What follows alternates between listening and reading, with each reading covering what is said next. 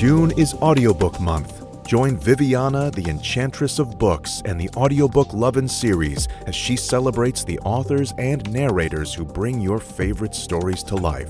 Not only will this month be packed with exciting guest podcasts full of all things books, but stick around after each episode for some special information about this year's giveaway and more. Hi, everyone, and welcome to Season 9, Episode 12 of this year's Audiobook Lovin Series. Today, I have the pleasure of chatting with author Tracy Wolff. Thank you for being here, Tracy. How are you doing today? Thank you so much for having me. I'm so excited to be here. Yeah. And I am doing very well. It's a Monday. Yeah, right? Wait, I know. I just heard that. I don't know what day this comes out. Right. No, yeah. Well, it's technically, we record on all times of the month of before the event in June. But yeah, it's a Monday, but it's a good Monday because I'm talking to you. So it's like awesome start to the week. And I'm excited to have you here as well. Why don't we start by having you tell us a little bit about yourself, how long you've been writing, and how you got started? Oh, absolutely. So I am Tracy Wolff. And at the moment, the series that I have going on is called Crave. And it is a young adult vampire series, kind of part fantasy, part paranormal, YA romance. And how long have I been writing? My first book, I've been writing my whole life. I always say I've been writing since I understood that letters made words and words made sentences that I could use to entertain people. Because that's pretty much the truth. I've just always, I think from the time I was around second grade or so, I've just always loved writing. My first book, however, came out in November of 2008, and that was a Harlequin romance. In 2009, I had my first single title come out from Penguin, and that was a super sexy, like erotic suspense kind of book. And since then, I'm writing my 72nd book right now. So a bunch of them for a bunch of different things. And how did I get started? Was that part of the question? Yeah. How did I get started? I beyond the like always wanting to write, I then went, my mom told me she wasn't going to support me when I was 40, so I had to have a real grown-up job. And my family was big on tough love. And and calling it like they saw it. And so anyway, she had said that, and I didn't want to go into business, and I come from a long line of teachers, and I absolutely love teaching, actually. So I ended up getting my advanced degrees. I taught high school and junior high for a little while I was doing that, got married, had a family, finished up, and then my ex-husband's job moved us to Austin, Texas from San Diego. And I had to, the doctor had said I'd had a premature child, and he had told me that if I could take a year off, we would have a really good chance of letting his lungs heal. If I could keep him out of daycare, I had a babysitter, but the babysitter had 3 kids. And so if I could keep him from getting sick for a year, we'd have a really good shot of really giving his lungs a good chance, because he just kept having lung problem after lung problem. And so that was kind of a no-brainer, right? If you could save your kids years of misery by taking a year off. So that's what I did. And I decided that I was going to write my first book during that time. So my first 2 books were written, thank God he was a napper. He would nap for 2.5 hours every day to 3 hours, depending. He was nice. My first one didn't nap at all, but my second one napped and napped and napped. And so every day I would like get him down, crawl out of his room, literally, because he liked me to be right next to him, and then run to my office and write for 2.5 hours until he woke up. And that is how my first 2 books were written. And I was very lucky because they were both accepted for publication, and it's kind of been a wild ride since then. I taught college for many years and then kind of stopped at the pandemic and haven't gone back. But yeah, that's how my writing started. Wow. Yeah, I wanted to be a teacher in high school, started with that whole career. Then right after high school, got a job working at a school in the front office. And I was like, yeah, no. I think it's either you love it or you don't. You know what I mean? Oh, absolutely. And it's still funny the different ages, right? Because one of my college roommate was an early elementary ed major, and she is now an interventionist, but she taught kindergarten for many, many, many years. And I'd been in, through the years, I've been in her classroom. She's been in mine. And she is terrified of my students because the youngest I ever taught was junior high. I taught junior high, high school, and then college. And I would go into hers and I would be like, You want to sit on my lap? Sure, sit on my lap. That's okay. You don't have to learn anything today. You don't have to do anything. We'll Gotta just be sit here and cute. play. So I think that you find your calling too, right? Mhm. Like, high school teachers do not want to be elementary school teachers, and Yeah. elementary school teachers do not want to be high school or college teachers. Yeah, it's interesting though because I love the teaching, but it's just the whole politics of how it's no longer teaching anymore, right? Well, versus what it used to be, and I kind of got into that working at the schools in that cuff where things were shifting, where it was more about the teachers being more administrative assistants to the students and having to do all these testings and not really spending the time to teach the kids about Beowulf and grammars and structures of sentences and stuff like that and cursive, which now none of these kids know. So I'm like, That's true. That's true. None of my children. I every time I watch my children sign their names, I'm like, seriously? That yeah. It's like, what really? does this say? And I'm like, that's cursive. I'm like, you'd be better off just scrawling the first letter and making a little like, I don't know what, Yeah. like chicken scratch or something. I think it would be better. Yeah, I scared my 20-year-old when he started doing that signature. I'm like, are you trying to be a doctor? Because if you want to be a doctor, by all means, he's like, yeah. And I'm like, well, then you better prove your handwriting. Otherwise, you're not going to have an excuse. And it's gotten better. It's gotten better. So you go from writing Harlequins and Penguin books and stuff like that were they're erotica. And so there's, there's a lot of more sex and themes and stuff, and that kind of drives the story versus the romance and everything else. But still, you go from all this huge difference to YA. How does that happen? I think that's funny because I just gave a workshop on Saturday talking about that. Yeah. Because I think that the premise of a romance, I write romance. I'm a romance writer, whether it's young adult, whether it's sweet, whether it's sexy, whether it's erotica, whether it's paranormal, I write romance, right? And I think that in a lot of ways, it's the same, right? The workshop I gave was 7 steps to sizzling sexual tension. And whether you're writing a YA or whether you're writing an erotica, I mean, the quote unquote payoff, right, is different. In the YA, it may just be a kiss. In the erotica, it's obviously, significantly more than that. But whatever it is, that full blown, whether it's a full blown sex scene, the payoff, the sizzle of how to build the sexual tension and how to do the slow burn and how to, make it so that whatever that payoff is, whether it is the kiss, right, in the YA romance, or whether it is the closed door in a sweet contemporary maybe, or whether it's more explicit than that, it doesn't matter because the things that you have to do to build that relationship are actually the same. You need good chemistry. You need them thinking about each other when they're not around. There's 7 steps, but there's all these different things that go into it. But the anatomy of building a relationship is the same. I mean, is the relationship a little bit different when you're looking at 17-year-olds versus people who are definitely going to end up married, or with their very grown up happily ever after? Yeah, of course. But at the same time, what it's like to fall in love is the same, right? All of the insecurities, all of the worries, all of the excitement, all of that is the same. So no, I don't think that it's that hard to go back and forth actually.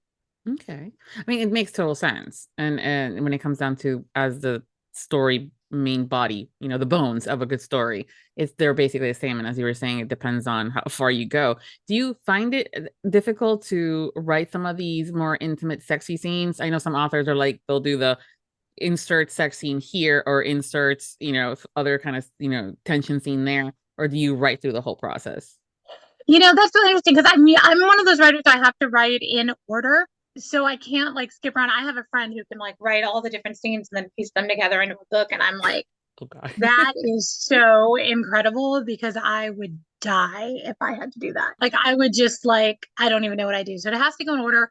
I will say that sometimes, if you're writing a sex scene, sometimes it's not working. Sometimes, things are crazy in the house. I've got 3 kids, 3 dogs, and that doesn't always lend itself to like a super intimate, really, growing intimate, not just sexually, but in general, growing intimacy scenes with characters, because there are other scenes in the book besides the romance that really grows intimacy, or the sex scenes that really grow intimacy, right? So when I get to those scenes, if they're not working, I do my best. I put something down with the caveat and a note to myself, like, I'm going to have to go back and I'm going to have to definitely, go over this again and get the nuance and all of that needs to be there so that the scene can do all the things that it needs to do.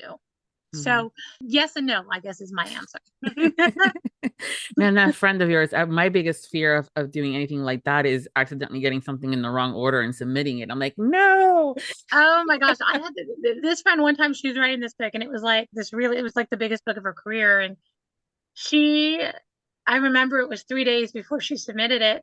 And she writes in Scrivener a lot, right? And so anyway, she had taken all of the scenes and she had a book. She had everything, but she literally laid out Post-its, like she said, okay, this scene is like, let's say the apple scene or the this scene or the whatever scene, and laid them all out over her entire family room floor, moved all the furniture back. And literally 3 days before the book was due, she was sitting there and spent like 2 to 3 days just getting them all in the order that she wanted to do them in. And I was just like, that is insane, because don't you then have to write all the transition scenes into it and out of it? And that's like my thing is I don't like the transitions come naturally, right? Scene and sequel when you're writing in order. When you're writing separately, it's a very different thing, right? And then you have to make sure that they all flow together and they do all that. So there's that. Another funny story with that was one time, same friend who writes in Scrivener turned in a book, and at one point her editor was like, this is great, but can you go through and look at the chapter breaks, because I think something's off. And she was like, what do you mean something's off with my chapter break? And she realized that she only had 2 chapters in the entire book. So she had just combined them all together and had not broken anything up. Wow. Yeah. So I guess that is the problem. Yeah, that would be my biggest fear, is getting things in the wrong order, or similar to her in that case about forgetting to add a chapter 10 page, because that's important. It breaks up the story. Thank God for editors, right? Thank God. Yes. Oh God, no, yes. The unsung heroes when it comes down to the whole industry is when you find someone, you hold on to them for dear life and you don't let them go, which means you keep them happy. Oh my gosh, yeah. I have an amazing editor. My editor for the Crave series is Liz Peltier over at Entangled. She's also the publisher, but she's my editor, and she is tough. I mean, she doesn't let me get away with anything. Yeah. And then it is good and bad, because I whine. I'm like, no, I don't want to do that. Can't it just be like this? And she's like, no. Or her favorite thing with me is like, well, how did this happen? And I'm like, okay, keep in mind, I write YA vampires, werewolves, witches, and dragons. Just keep that in mind. Yeah. And she's like, how did this happen? And I'm like, magic. And she's all, no. I'm like, what do you mean no? And she's like, no, it didn't just happen. You can't just magic this stuff up, Tracy. It needs to have some kind of basis in the world. I'm like, well, I never said they couldn't do that magically. She's like, you never said they could. I'm like, nice try, Tracy. But she is worth her weight in platinum. She's an amazing. Well, I mean, a lot of times when you guys are writing the stories, you're so involved in the telling of it that little things like that in the moment for you as you're writing it doesn't seem like a big deal. So you're like, or I'll get to it later, and then forgets, right? As the readers, you forget, oh, I need to put that basis in, or you just like, I want to do this. Okay, you want to do it. Let's come up with a reason why it can be done. Yeah. I'm like, because I want to. She tells me I'm a brat. She's not wrong. It is your story, right? It's your story. Yeah, but those are those moments sometimes that as a reader or listener we'll bust out with, how did that happen? And then we're like lost, or it's a bit of a plot twist because in this third book down the line there's reference to it again, and we're going, but oh, okay. So yes, thank you to editors for. Oh yeah, thank God. Like I said, I can't even imagine what a mess the Crave series would be if she was not there catching me every step of the way and pushing me. Yeah. So I am a sucker for vampires, shifters, witches. I mean, basically PNR. What made you decide to write in that subgenre of romance? I think I've always loved it. I've always my first choice when I sit down to read a book is probably a paranormal romance Mhm. of some sort. So from the time I was very young, I've just always been interested in them and all the vampire books and all the vampire movies and all of that. I was very reluctant to throw my hat into the vampire ring. I had written dragons in the past, I'd written mermaids, and I'd written witches. So I have a series of each of those that I'd written in over the more than decade of my career before I started the Crave series. But I was always very reluctant to do vampires because I feel when you do it, you're standing on the shoulders of giants. Yeah. And I'd always said, though I love vampires, I would never do it unless I thought I had like something different to say, a more interesting take on it. Not a more interesting take, just a different take, right? Yep. A more interesting take than doing what's already been done, right? And so anyway, my editor came to me in 2019 and she said, "Hey, Tracy, I think it's time. I want to bring vampires back. You want to help me?" And I was like, again, paranormal reader that I am, it's been years since paranormal was hot, right? You have a few big authors still publishing in it who I read voraciously, but in general, it just hasn't been hot. You just haven't had a lot in several years.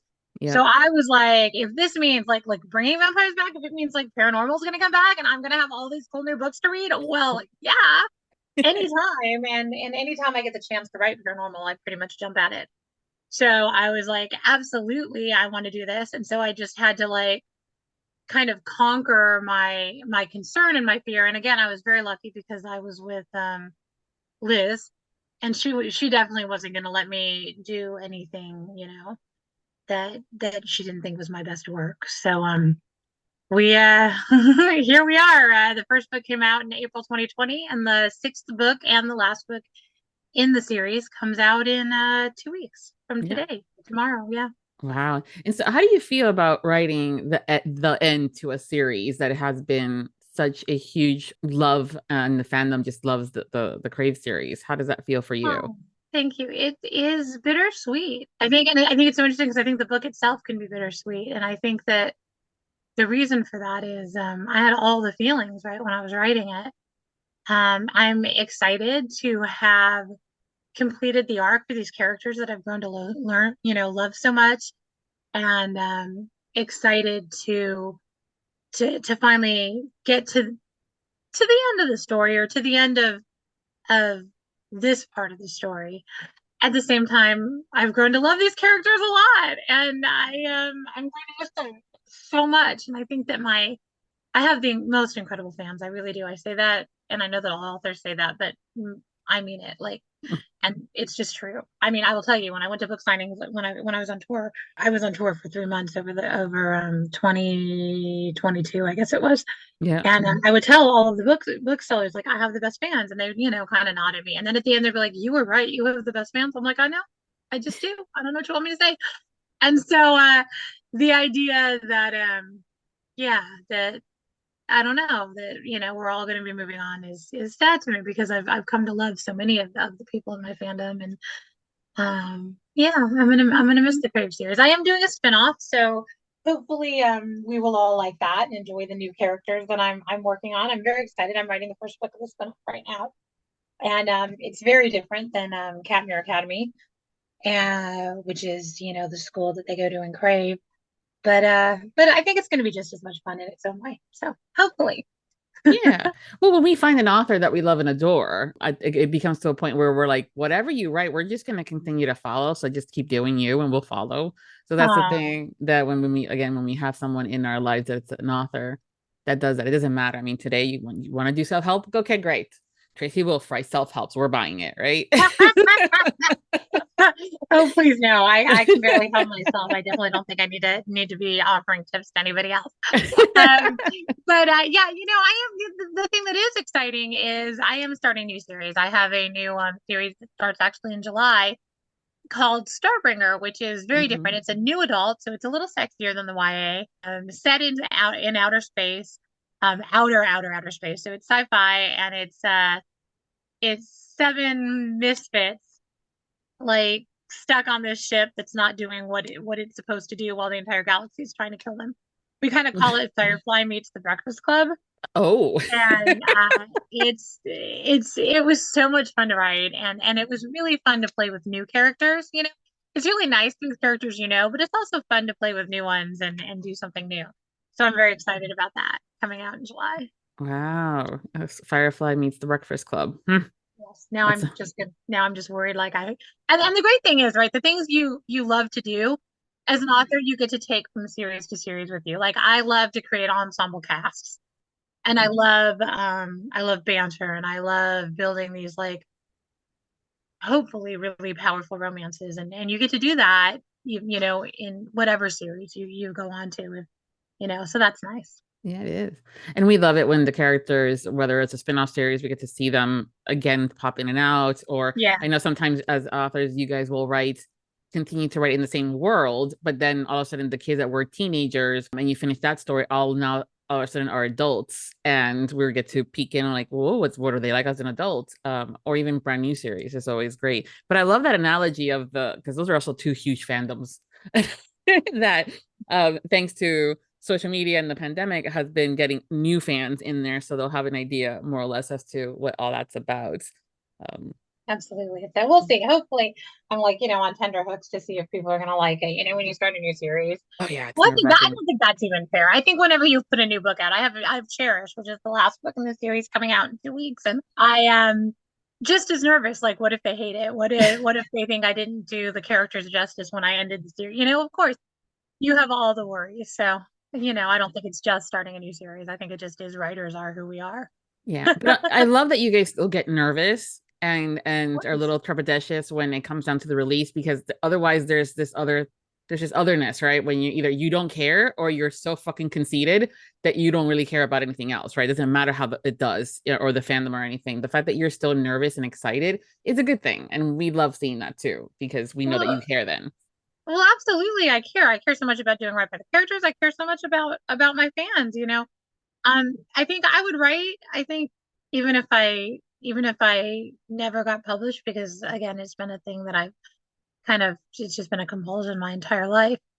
But at the same time, I feel like there is absolutely, especially if you're writing in, like, popular fiction, right? There's a relationship between you and your characters and the reader. And of course, I think about my readers often, and hope that they like what I've done, especially people who are so invested in the characters that I've created.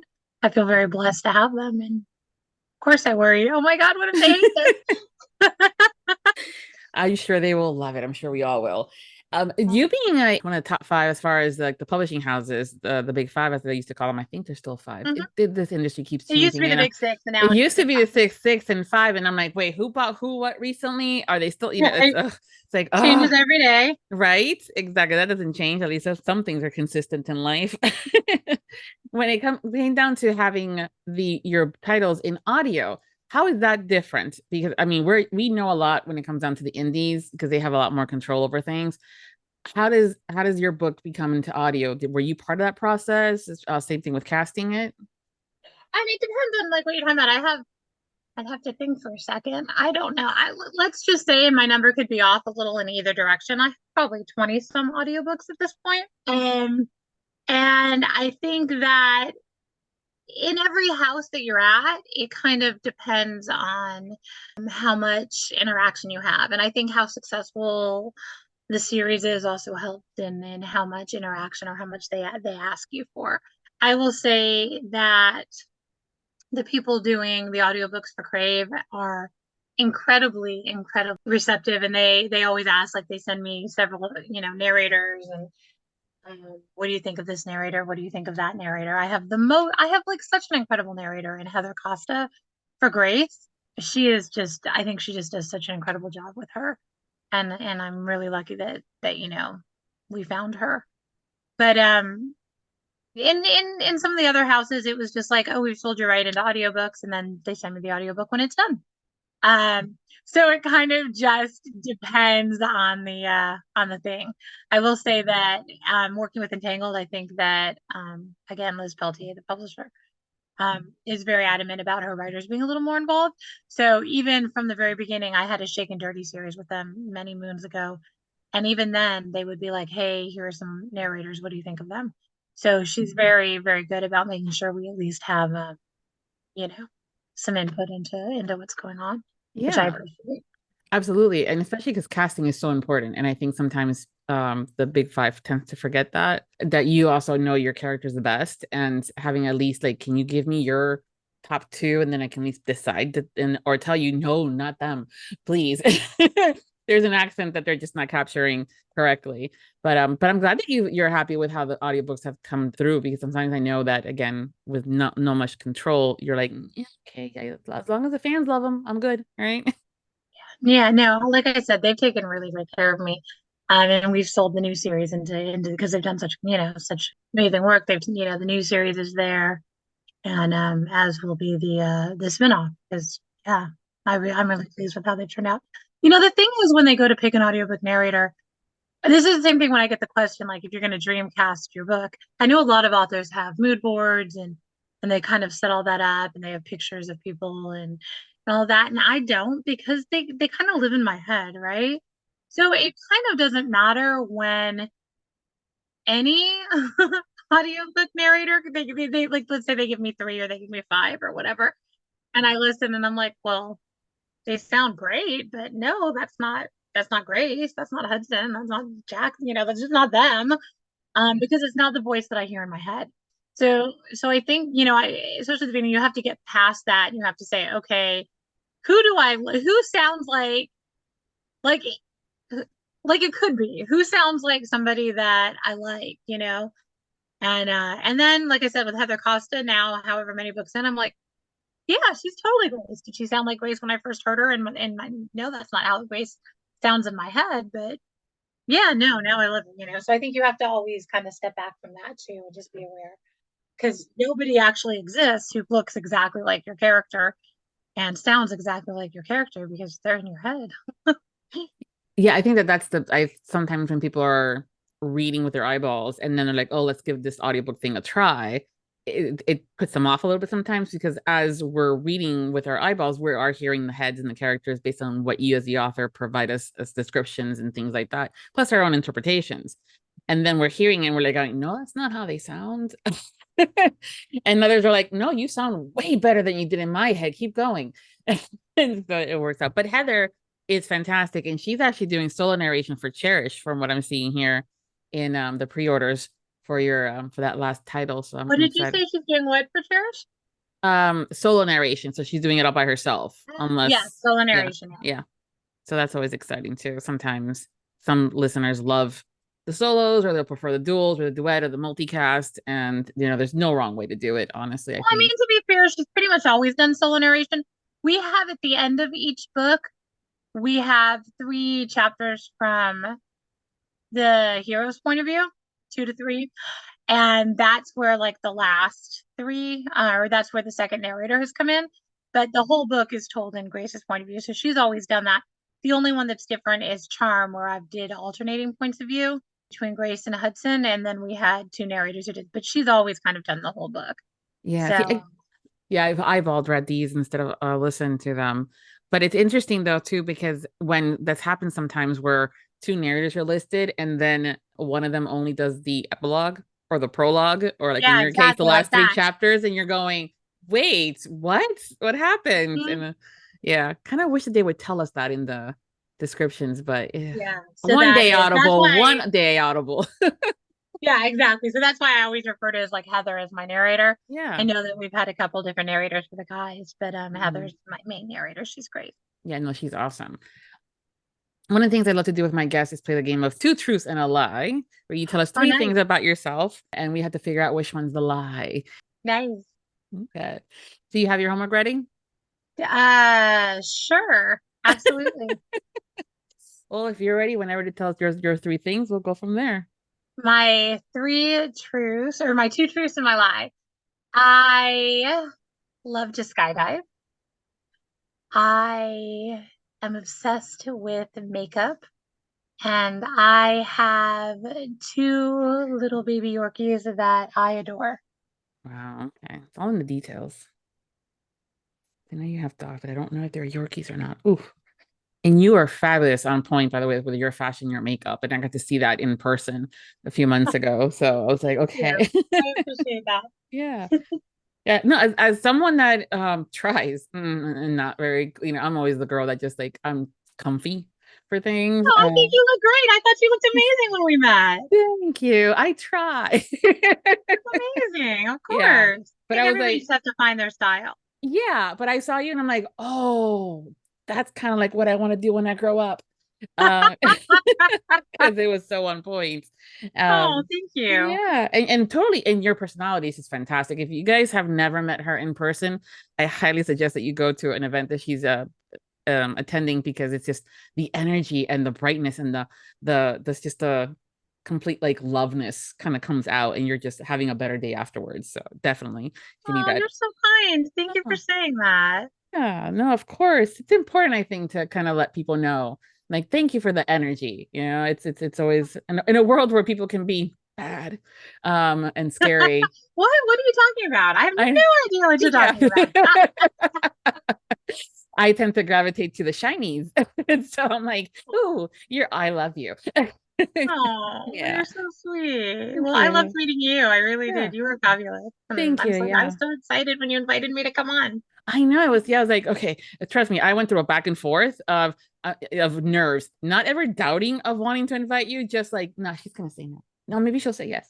Okay, I'm just gonna send it. Okay, and I'm like, I hit send, and I'm like checking my inbox. I'm like, when is she gonna reply? But you were good. So Yes, the question got lost and I didn't even see it. Oh my gosh, right? Thank God you yeah, followed up. yeah, I was like, I don't think he liked me very much. No, it's just fun times. You know how it is when you just imposter syndrome, right? We all have it. We've Oh, all been I there. will have it. I was doing an interview the other day and somebody had asked if I still had imposter syndrome and I was like, oh my God, yes, yes, I do. I think we all do, and I think women particularly suffer from it.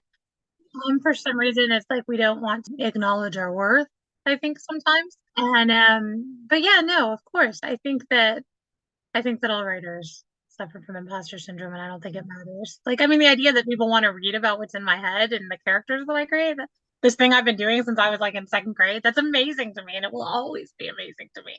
Yeah, I know it's the same, similar to me when it comes down to stuff like that. I'm like, well, if you don't want to, whatever, fuck them.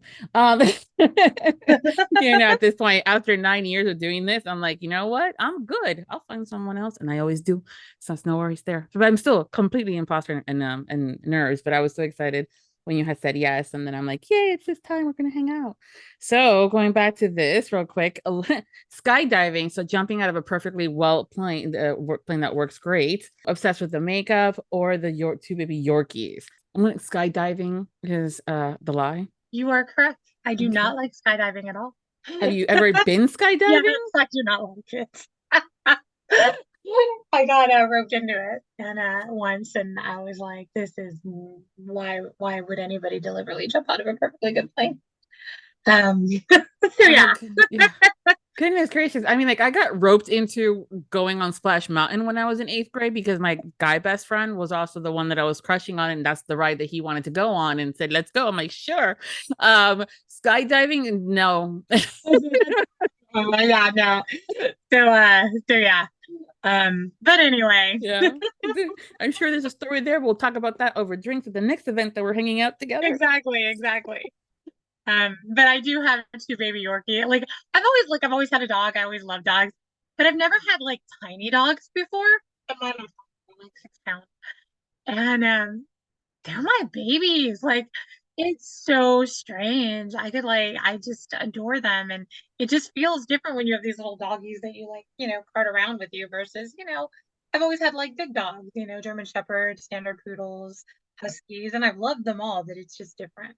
But they also swear that they're little kids, like they're little, they're tiny, that they don't weigh 65 pounds like my pit mix does. Oh, well, that's true. Yeah, no, they were all lap dogs. Every single one I had fell into my lap like it was a baby. Yes. Yeah. Yeah. But when the little ones do it, though, it's just a little cuter. They're just so cute.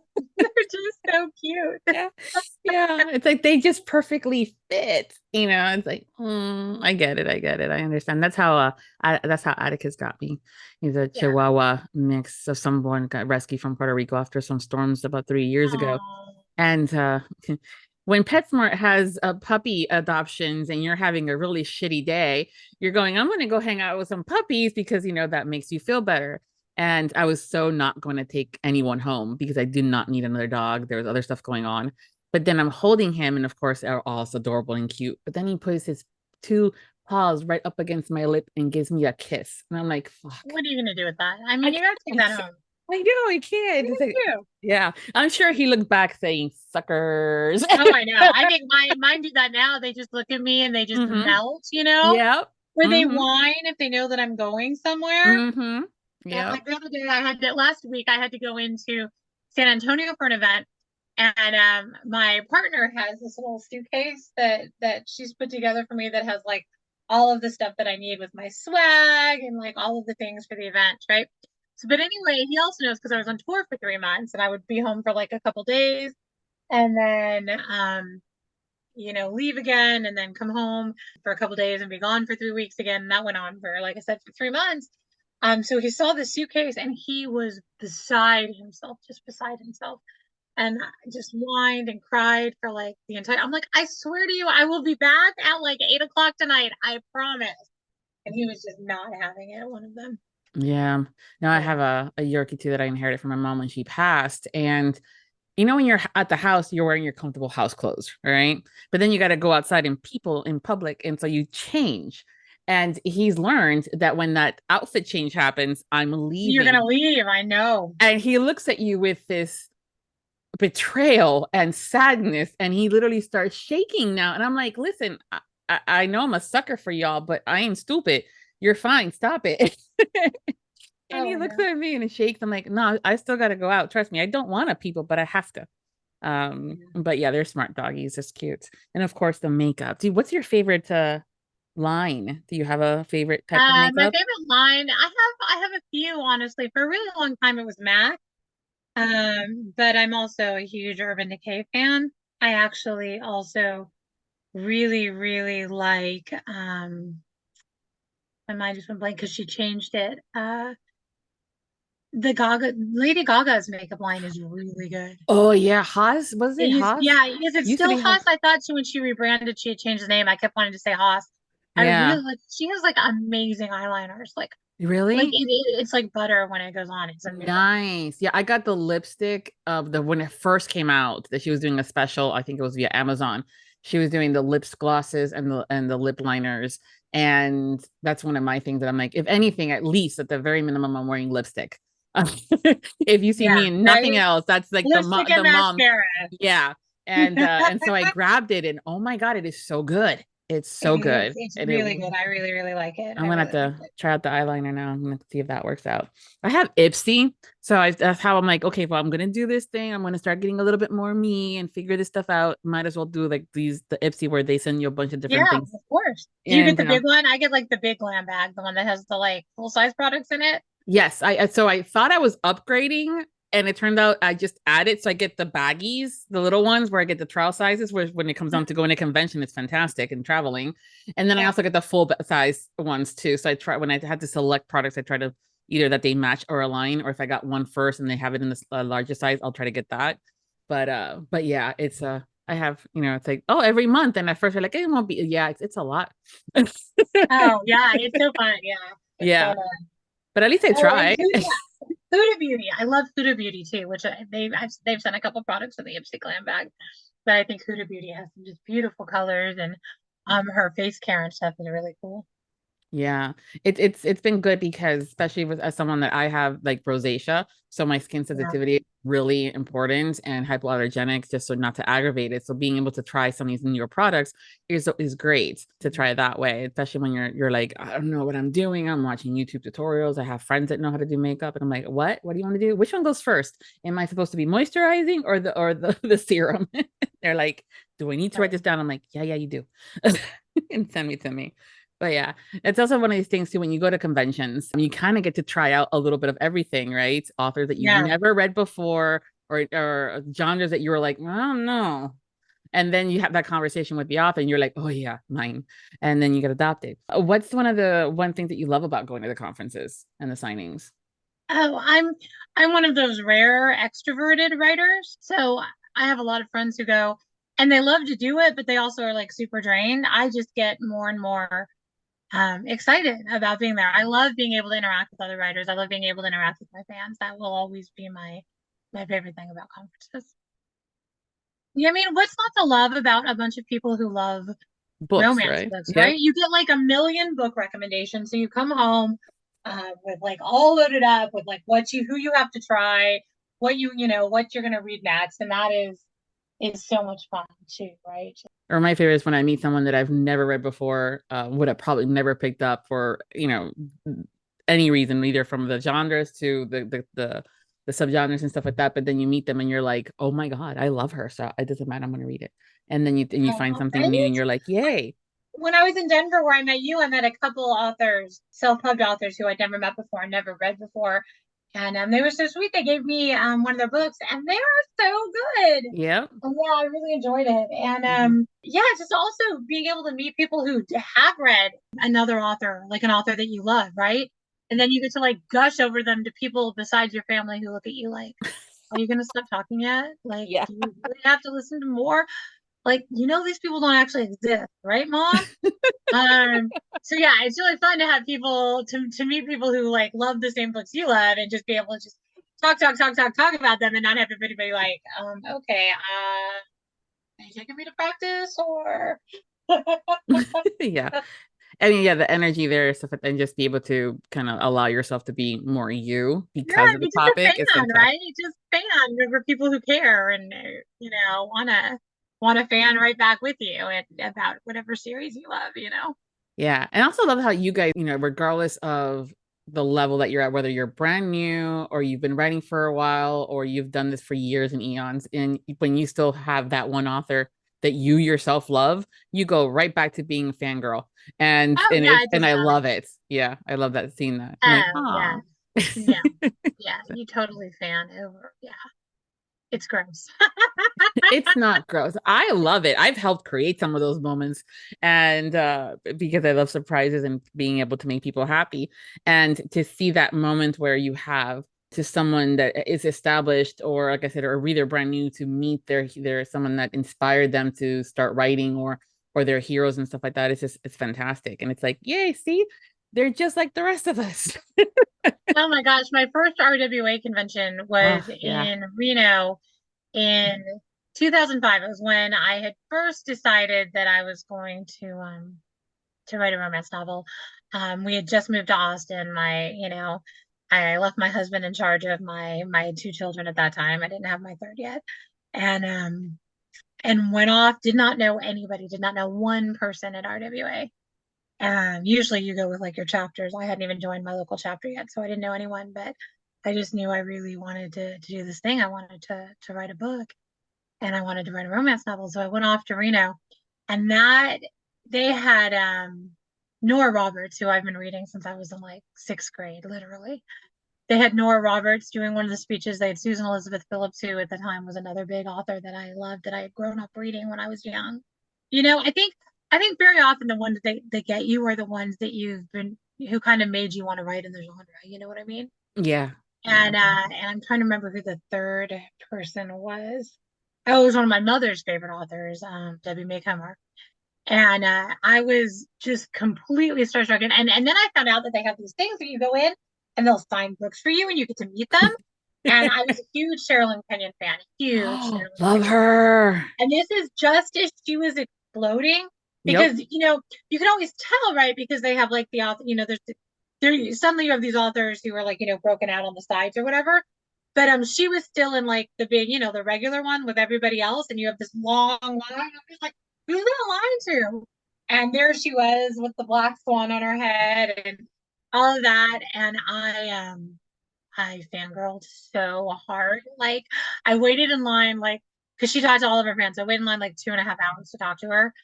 And I didn't even care. I ended up meeting one of my very good friends to this day in that line, who kind of filled me in on everything I needed to know about the conference in general in that 2.5 hours. Yep. And then I was just like, Sherilyn Kenyon, I love you so much. Oh, well, you were talking about fangirling. I was at a Readers and Readers right before the pandemic, Readers and Readers, which is a thing that they do here, Fresh Fiction does here in Dallas. and they had brought Christine Feehan in Oh boy. to do the keynote, and she had requested to sit at my table because we host tables at different times. She'd hosted the night before, or I don't know. That's what I was told, but they might have just been like trying to make me feel good. Either way, she was at my table. And I almost died. I didn't know what to do. I was just like, I love you so much. You are like the most amazing writer. I want to have your babies. I know you have a lot of babies, but if you want more, I will have them. I love Christine Feehan. Like, and like, Yep, I know. Like just the monsters of paranormal romance. I still to this day will like fangirl all over Nalini Singh. I just think she's amazing. Again, I told you I'm a paranormal romance reader at heart, right? Yep, no, for and sure. These ladies are the the genesis of the genre, right? Yeah, I got to meet all three of them at the RT Book Lovers conventions. Do you remember those? Did you get to go to any of those? Of course. Yeah, I went to several of them. Yeah. So I got to meet them when they were attending, and then, so I totally understand they're fantastic and total sweethearts too. It's great. But those are great stories. And they're so kind. They're so kind and just really, really wonderful. I know that if I ever meet Patricia, ever get to hang out with, I should say, Patricia Briggs I've met, but again, just like, can you sign this for me? But if I ever get to hang out with Patricia Briggs, she's another one that I know I will just like fangirl all over. Yeah. And again, love those moments that when we have conferences or signings and we get to meet some of our favorites and seeing that you guys also have favorites, like, yay, I love when that happens. It's great. You work with words all day long. What's your favorite word? Which is also a bit different. So it's not a curse word because that's the second part of this question. So what's your favorite word? Favorite word, not curse word? Yeah. Serendipity is one of my favorite words. And then what's your favorite curse word? Oh, fuck. Come on. Like, I feel like fuck is just so unoriginal, but like it just, you can use it for so many things. And yeah, it's multi-purpose. Especially when you're writing sexy romance, you can use it for even more things. I just really like fuck. It's a great word. Yeah, great. What's your favorite curse word? I have a few. So depending, like if you know that I'm really upset at something or someone when I bust out with the C word, like cunt. I'm like, oh, it's a fucking cunt. Like that's like, damn, like, ooh, let's take Vivi away from this scenario kind of a thing. Yeah. But we need to get her away now. Yeah, exactly. But I do love the word fuck because I can use it as a noun, pronoun, adjectives, all this fun stuff. It's for everything. Yeah, I can use it for anything. And then there's sometimes I go like British. I go bloody hell. I do like bloody a lot. I got that. My hero in Crave is British, and yeah, I really learned to embrace that. The Brits have some really amazing and interesting curses. Yes. I spend entirely too much time online looking them up when I write fiction, and I really enjoy it. I know. Wanker is another one. Like, you're such a wanker. Wanker is a great one. Wanker is a great one. Tosser is another great one. It means the same as wanker, but they just have some really fun ones, and the Scottish are hysterical. Oh goodness, yeah, they're fun. It's always different too when it has a different language or dialect. And then they get creative. Absolutely. When they, you hear the same words. I was just at a Louis Capaldi concert. I guess it was only last week. Maybe it was 2 weeks ago. Anyway, very recently, I was just at a Louis Capaldi concert here in Austin, and he's just his Scottish accent, like so much fun, so much fun to listen to. Yeah, it's great. I love it too, especially when also bilingual comes into play. It's like when I was like, "Ooh, what's another one?" Complete fangirl there. I'm like, "Yay!" But yeah, it's a good one, and I love but again, fuck is a classic, so can't go wrong with that one. Yeah. But serendipitous is another good one too that I love. It's a good word. It just flows nicely, and the meaning, of course. Well, thank you, Tracy, for being part of this year's Audiobook Lovin Series. Thank you so much. I appreciate you. Well, thank you so much for having me. I really appreciate it. I just looked down and it was like an hour past. I know, that's why. I'm like, I could keep talking to you forever, but you have to go soon. So we're going to make sure that, I take, value that. So everyone, thank you for hanging out with us today. And we hope you've enjoyed this chat as well as the series. Make sure to follow Tracy over at her social medias. I will be including all of those links in the main landing page over at the Audiobook Lovin Series page at Viviana Enchantress of Books. And until next time, happy listenings. A special thank you to authors DJ Krimmer, Tana Stone, Landon Beach, PJ Fiala, and all of our sponsors of the Audiobook Lovin 2023 series. Visit today's episode post to listen to sound clips of some of the books we discussed and enter the month-long giveaway. If you enjoyed the Audiobook Lovin podcast series and you want more, join the Audiobook Lovin podcast Patreon for early access to podcasts, exclusive content like the Would You Rather game and dinner party guests, and additional incentives such as bloopers, graphics, and much more. Support the podcast by becoming a Patreon at www.patreon.com/audiobooklovin.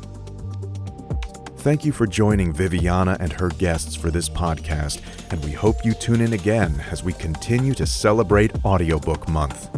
The Audiobook Lovin Series is hosted by Viviana, the Enchantress of Books. Please make sure to visit the main page linked within the post to learn more about the entire Audiobook Lovin Series and the enchanting author and narrator guests who have joined us over the years. If you've enjoyed today's episode, please consider leaving a review wherever you listened, and please follow us on social media platforms and subscribe to the Viviana, the Enchantress of Books newsletter. Until next time, happy listening. Audiobook Lovin hopes you have enjoyed this program.